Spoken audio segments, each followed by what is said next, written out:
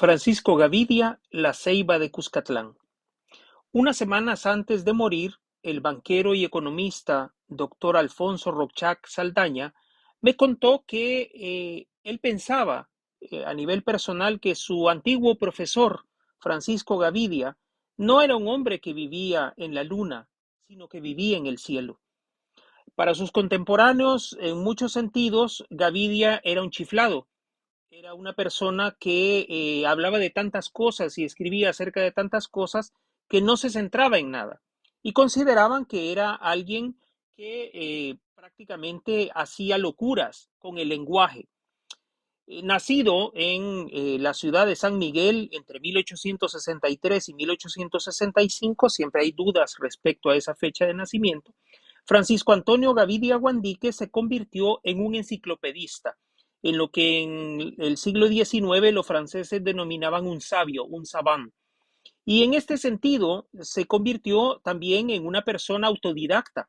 A partir de 1882 decidió ya no continuar con los estudios universitarios de Derecho que había empezado en la Universidad de El Salvador después de salir de su ciudad natal para trasladarse a la capital salvadoreña, sino que se dedicó con tesón y prácticamente a riesgo de su propia salud a estudiar, a leer, a escribir. Y fue tanta la pasión que le puso a eso que en 1885 estaba al borde de lo que en aquella época se le llamaba un surmenage o un derrame cerebral, un accidente cerebrovascular, porque no dormía, comía muy poco y se dedicaba a leer y a escribir. Como resultado de ese accidente, su letra quedó prácticamente deforme desde aquella época. Cuesta mucho leer los manuscritos de Gavidia y eso que escribía prácticamente en todo lo que tuviera textura de papel. Hay poemas suyos redactados sobre recibos, recibos de los servicios básicos en pedazos de papel que encontraba por ahí en su oficina o en algún otro lugar. Y es así como este hombre logró construir una obra cercana a los 40 tomos de unas 300 páginas cada uno.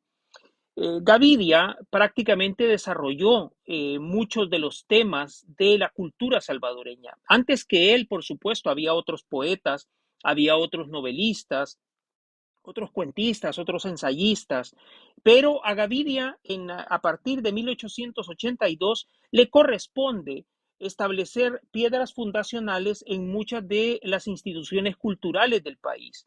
Es así como se hace amigo de Rubén Darío y es uno de los mentores que lo van a conducir al poeta modernista hacia el desarrollo de su propia voz poética.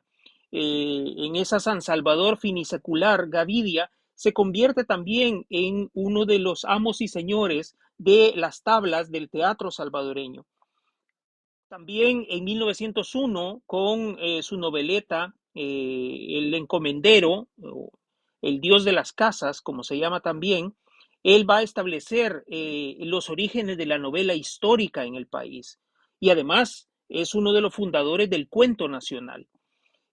También un ensayista bastante prolífico, daba a conocer muchísimos artículos, un hombre interesado por aspectos que en aquel entonces parecían caprichos europeos, como era, por ejemplo, la ópera o la traducción de múltiples lenguas hacia el castellano, o el traducir, por ejemplo, fábulas de Esopo o de Fedro del latín y del griego a la lengua castellana y difundirlas a través de muchas de las revistas en las que Gavidia colaboraba constantemente.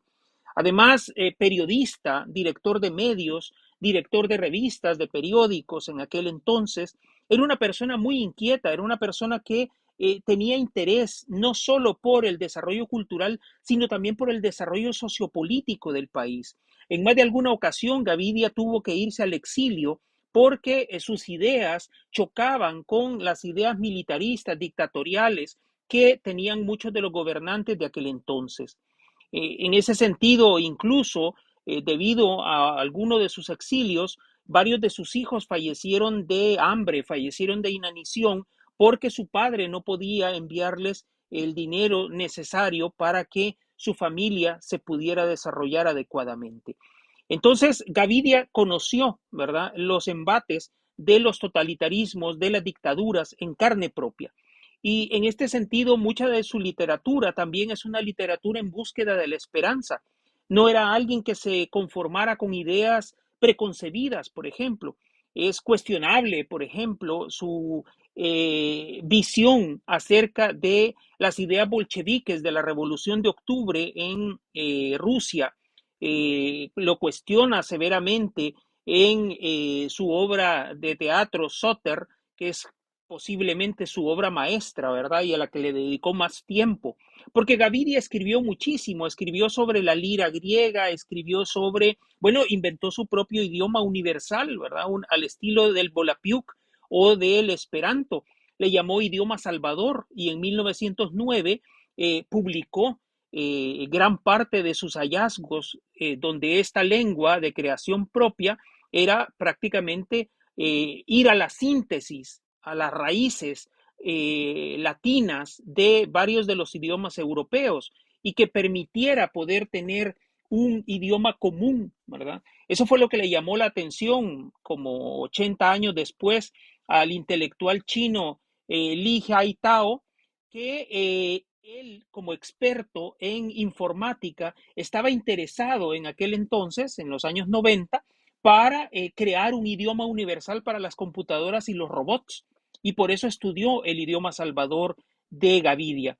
Por desgracia, ese tipo de cosas pertenecen al pasado, ¿verdad? Hay que verlos en su contexto, pero también Gavidia, ¿verdad? Gavidia es un referente en muchos terrenos de la cultura nacional. Desgraciadamente, en fechas recientes se le eliminó su nombre a la Biblioteca Nacional de El Salvador, cuyos fondos antiguos también están desaparecidos al momento. No sabemos dónde está todo ese material. La familia de Gavidia, todos sus hijos, todas sus hijas, sus nietos, sus nietas, ya no existen. Y no sabemos tampoco el destino que puede tener buena parte de ese archivo personal. Un sector de él que estaba en manos de cierto tramo de la familia le fue donado a la Universidad Centroamericana José Simeón Cañas, donde está siendo digitalizado. Eso es una oportunidad excelente para que muchas personas puedan acceder de forma directa a cartas y a obras de Gavidia, a manuscritos, a ediciones originales de su obra. Pero hace falta todavía más. Gavidia es un vasto universo de pensamiento y, sobre todo, es un hombre que nos invita a reflexionar acerca de un tema que es esencial para todos y es la salvadoreñidad. ¿Cómo veía Gavidia la salvadoreñidad? ¿Desde dónde partía Gaviria para eso?